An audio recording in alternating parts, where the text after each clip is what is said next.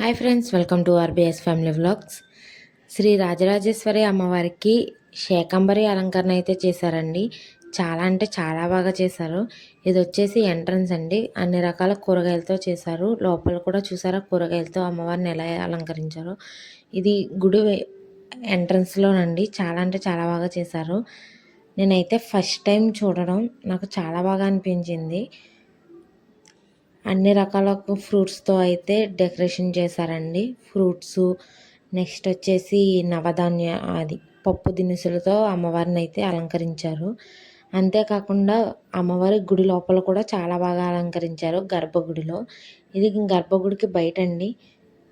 ఇలా DJ lighting పెట్టి అలంకరించారు. అది లైటింగ్ కలర్స్ మారే కొద్దీ ఫ్రూట్స్ కలర్స్ మారుతున్నాయి.